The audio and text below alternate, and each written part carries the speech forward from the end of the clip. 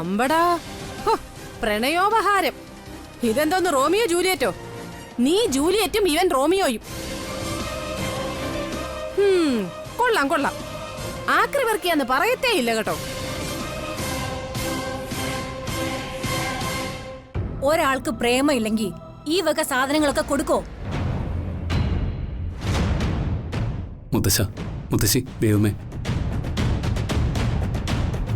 നിങ്ങൾക്കെല്ലാവർക്കും ബോധ്യമാവട്ടെ എന്ന് കരുതിയിട്ട് ഞാൻ മിണ്ടാതെ നിന്നേ.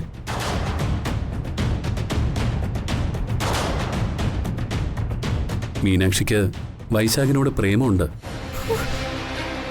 അവളത് എന്നോട് തുറന്ന് പറയുകയും ചെയ്തിട്ടുണ്ട്.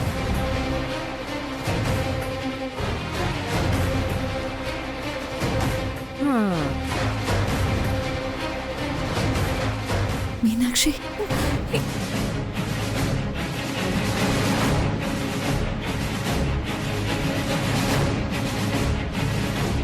കാർത്തി നുണ പറയില്ല. ഇവള് പേടിച്ചിട്ടാ സത്യം പറയാത്തത്. കൈമളേട്ടാ, അപ്പൊ അതങ്ങ് തീരുമാനിക്കല്ലേ? ആ, തീരുമാനിക്കാം.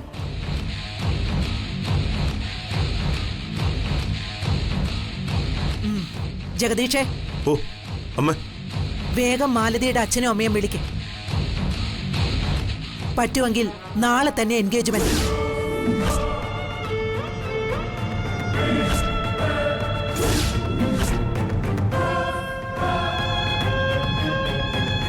ഓ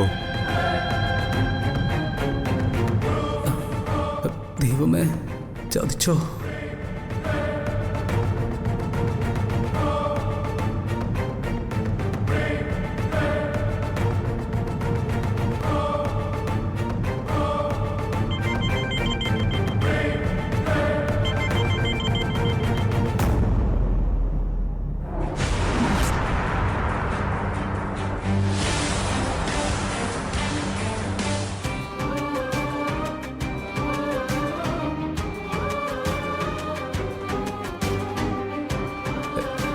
എന്താ മീനാക്ഷി?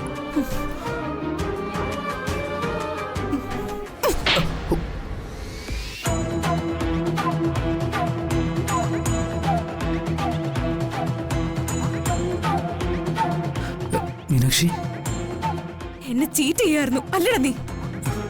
എന്താ മീനാക്ഷി ഇത്? എടോ, ഞാൻ തന്നെ ചതിച്ചിട്ടില്ല, ഇനി അങ്ങോട്ട് ചതിക്കുകയുമില്ല.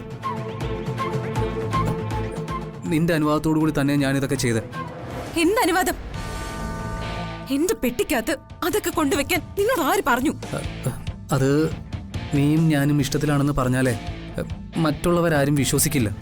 അതിനുവേണ്ടി ഞാൻ ചെയ്തതാ. പിന്നെ ഇത് ഇത്രത്തോളം വരുമെന്നൊന്നും ഞാൻ കരുതിയില്ല. നിന്റെ മുത്തശ്ശി എൻഗേജ്മെന്റ് നടത്തുമെന്നൊന്നും ഞാൻ പ്രതീക്ഷിച്ചതേയില്ല.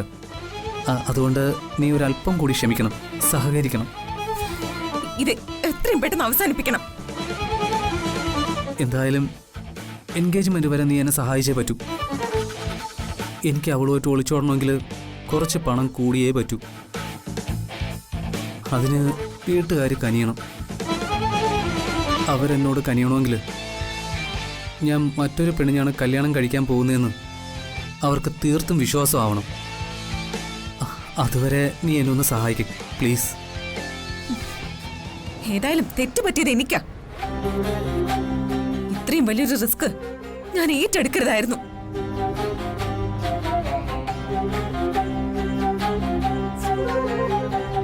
പിന്നെ നീ ആ ജൂലിയറ്റുമായിട്ട് മുങ്ങുന്നതിന് മുൻപ് ഒരു കത്ത് എഴുതി വെച്ചേക്കണം. അതിൽ ഞാൻ നിരപരാധിയാണെന്ന് കൃത്യമായി എഴുതി വെച്ചേക്കണം. മനസ്സിലായോ? മനസ്സിലായി. എന്തായാലും നിന്നെ ഞാൻ വഞ്ചിക്കില്ല, ഉറപ്പ് തരുന്നു.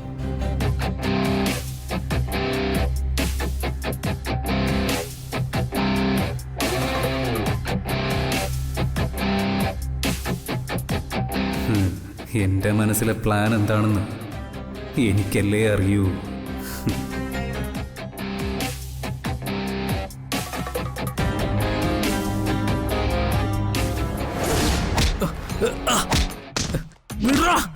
എടാ നിങ്ങളൊക്കെ ആരാ?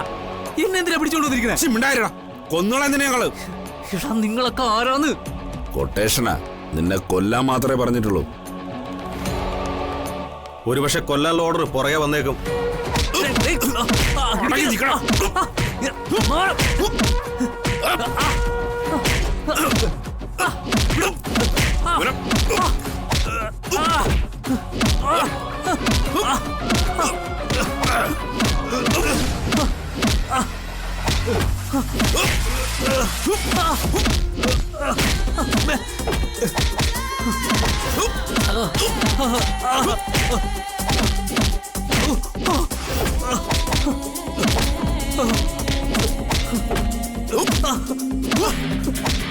ആ മതി മതി നിർത്ത്. ഇവന് തൃപ്തിയാവോളം കൊടുത്തോടാ.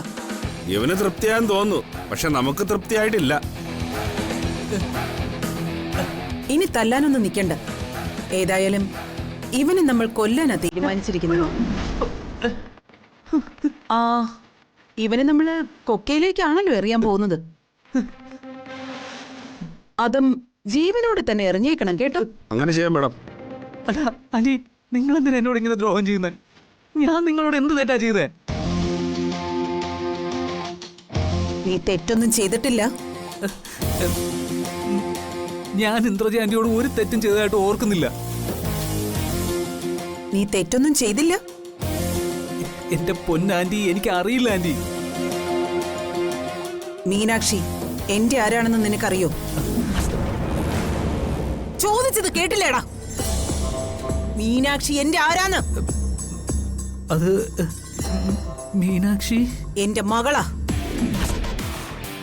എന്റെ അനുജത്തിയുടെ മകള്. എന്റെ മകളെ പ്രേമിക്കാനും മാത്രം വളർന്നോടാ നീ?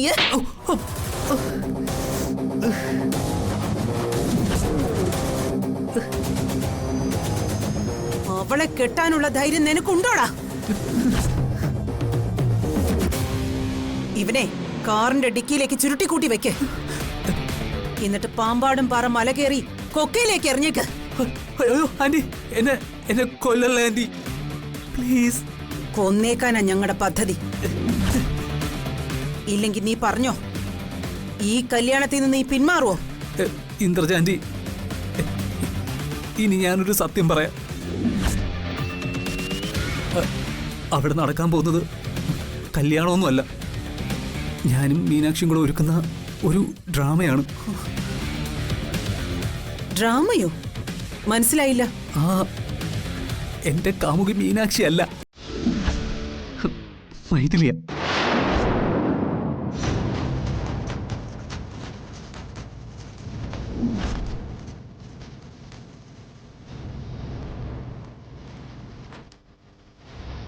മൈഥിലിയുമായിട്ട് എനിക്ക് ഒളിച്ചോടണം.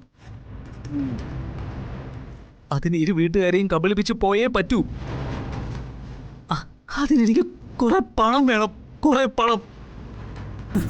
ചെമ്പകമംഗലത്ത് നിന്ന് മീനാക്ഷിയുടെ സ്ത്രീധനം എന്ന പേരിൽ അതും വാങ്ങി സ്ഥലം വിടാനാ എന്റെയും മൈഥിലിയുടെ ഉദ്ദേശം. ഈ ഡ്രാമയിൽ എന്നെ സഹായിക്കുക മീനാക്ഷി. അതാണ് സത്യം.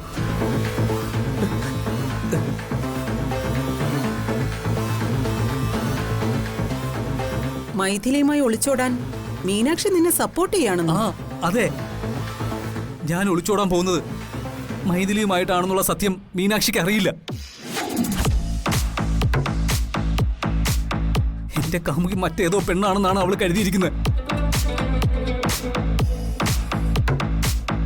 അത് ശരി, അപ്പൊ അങ്ങനെയാണല്ലേ കഥ? അതെ. ചരിത്രം ആവർത്തിക്കുന്നു മറ്റൊരു തരത്തിൽ. അതാവർത്തിക്കണം.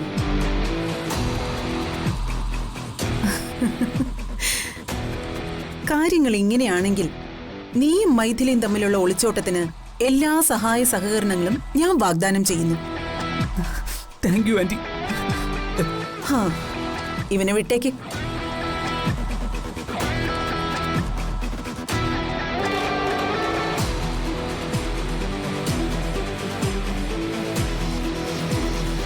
ചെമ്പകമംഗലം എന്ന വടവൃക്ഷത്തിന്റെ തായ്വേരിളകി. ഇനി അവിടെ എന്ത് നടക്കണമെന്നത് ഈ ഇന്ദ്രജ തീരുമാനിക്കും.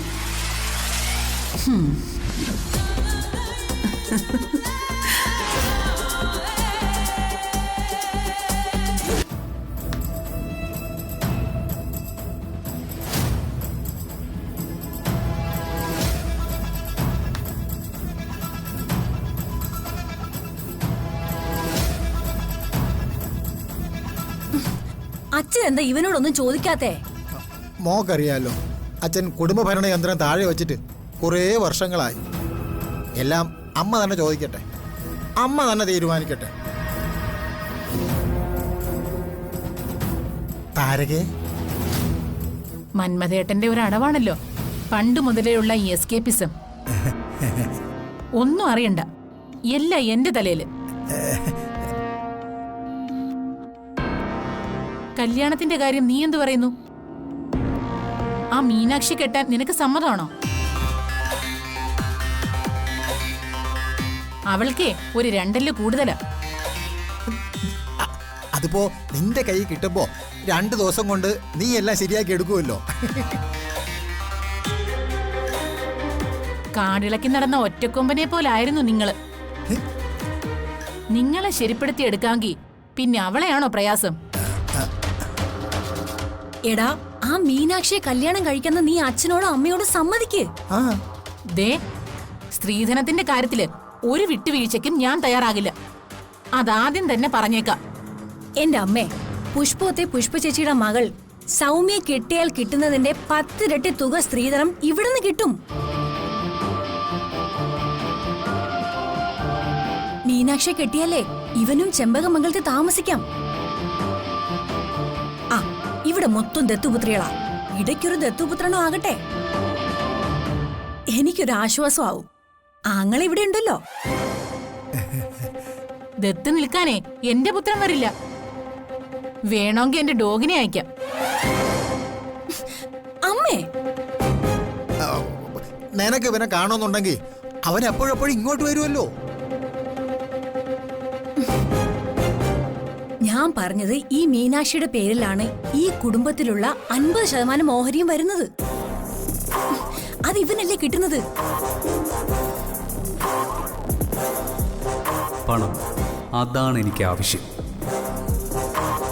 എന്റെ അമ്മ, ഇതൊരു ബമ്പർ ഓഫറാ. പക്ഷെ കാശെന്ന് പറഞ്ഞ് കമിഴ്ന്നടിച്ച് വീണ് തറയാകരുത്.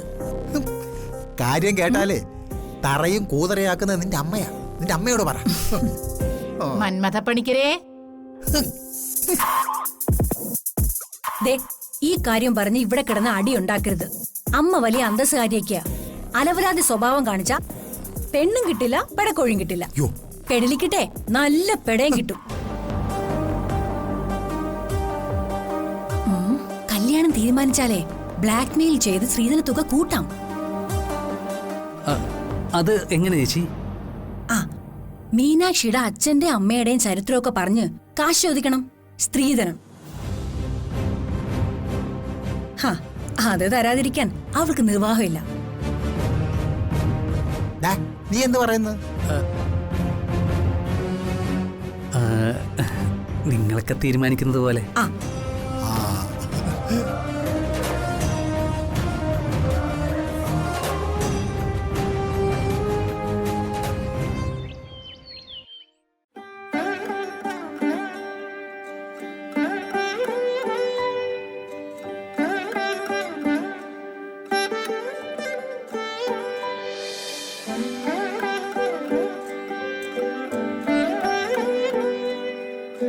ചെമ്പകമംഗലത്തെ ബന്ധുതയൊക്കെ ഞങ്ങൾക്കിഷ്ടം തന്നെയാ. മകളെ ഇങ്ങോട്ട് തന്നു. ഇനി മകനെ കൂടി തരണോ വേണ്ടയോന്നാ ഞങ്ങൾ ആലോചിക്കുന്നേ.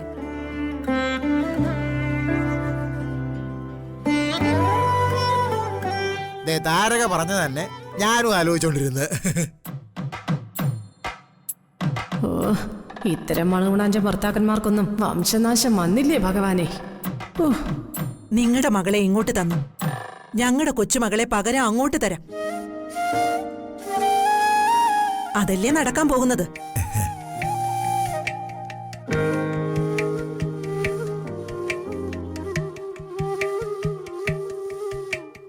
അല്ല, നിങ്ങൾ ആലോചിച്ച് ഒരു തീരുമാനം എടുത്താൽ മതി. ഞങ്ങൾക്ക് ഞങ്ങളുടെ കൊച്ചുമോള് ഇവിടെ തന്നെ നിൽക്കുന്ന ഇഷ്ടം.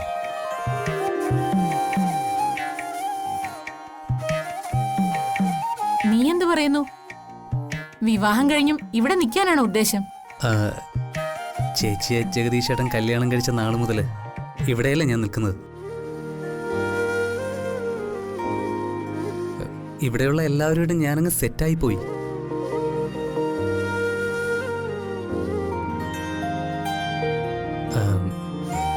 ഇവിടെ നിൽക്കാൻ തന്നെയാ എനിക്കും ഇഷ്ടം.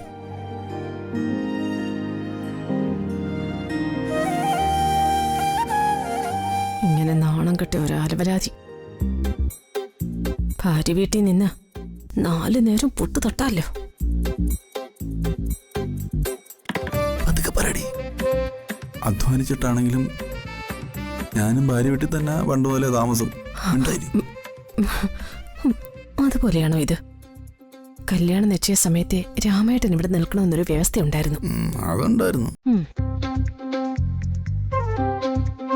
എന്നാ പിന്നെ നമുക്ക് കാര്യത്തിലേക്ക് കടക്കാം. പെണ്ണിനെ ഞങ്ങൾക്ക് ഇഷ്ടപ്പെട്ടു. അതുകൊണ്ട് കല്യാണം നടത്തുന്നതിന് ഞങ്ങൾക്ക് സന്തോഷമാണ്.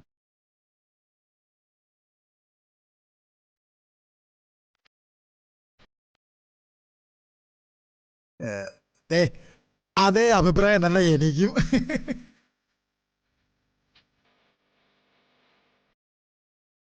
ആവശ്യമില്ലാത്ത ഏർപ്പാടായിരുന്നു. കാര്യങ്ങള് കുഴപ്പത്തിലേക്കാണ് പോയിക്കൊണ്ടിരിക്കുന്നത്. ഏതായാലും നനഞ്ഞിറങ്ങി, ഇനി കുളിച്ചു കയറാം. ഇതിനൊരു പരിധിയുണ്ടല്ലോ, അവിടെ വരെ നോക്കാം. ഇവനും ഞാനും തമ്മിൽ യാതൊരു ബന്ധവുമില്ലെന്നും വരുത്തി തീർക്കാൻ ഇത്രയും വലിയൊരു ഡ്രാമ വേണ്ടായിരുന്നു. എന്നാ പിന്നെ കാര്യങ്ങൾ തീരുമാനിക്കാൻ പറ ജഗദീശേട്ടാ. അതെ, ഇരു കൂട്ടർക്കും ഈ കല്യാണത്തിന് 100% സമ്മതമായ സ്ഥിതിക്ക് ഇനി മറ്റ് തീരുമാനങ്ങൾ എടുക്കരുതോ? എൻഗേജ്മെന്റ്, കല്യാണ തീയതി കുറിപ്പിക്കല്.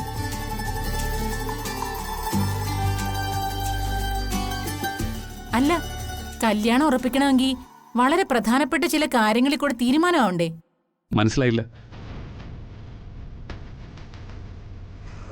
താരക ഉദ്ദേശിക്കുന്നത് എന്താണെന്ന് വ്യക്തമായിട്ടൊക്കെ പറയേ താരക. തനിക്ക് അഭിപ്രായം ഇല്ലോടോ പണിക്കരെ? എന്താന്ന് വെച്ചാൽ തനിക്ക് തുറന്നു പറഞ്ഞൂടെ?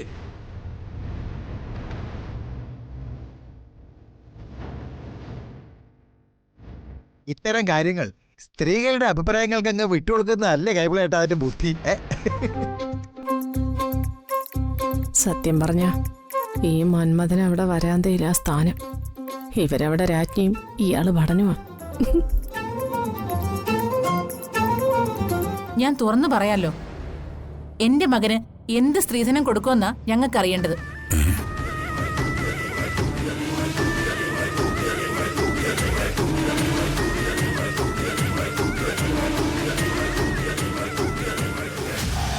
ഒരു പൈസ സ്ത്രീധനം തരില്ല.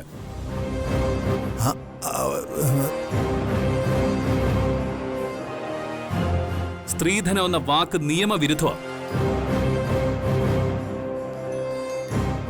സ്ത്രീകളെ നാണം കെടുത്താൻ ഉപയോഗിക്കുന്ന വാക്ക സ്ത്രീധനം. ഞങ്ങൾ മാന്യന്മാരാരും സ്ത്രീധനം കൊടുക്കാറുമില്ല, വാങ്ങാറുമില്ല.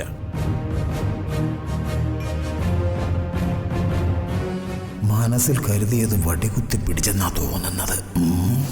പക്ഷേ എന്റെ പേരക്കുട്ടിക്ക് വിവാഹ സമ്മാനമായി ഞാൻ 1 കോടി രൂപ നൽകും.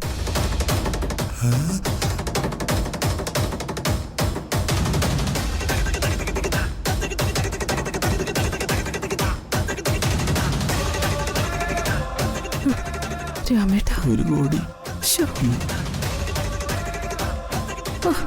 അവളുടെ മുഖം കണ്ടില്ലേ? കണ്ടവരുടെ കാശ് തട്ടിയെടുക്കാൻ എന്തൊരു സന്തോഷം. എന്റെ മകൾക്ക് അവളുടെ ശരീരത്തിൽ ഇടാവുന്നതിനേക്കാൾ കൂടുതൽ സ്വർണ്ണാഭരണങ്ങൾ ഞാനും കൊടുക്കും.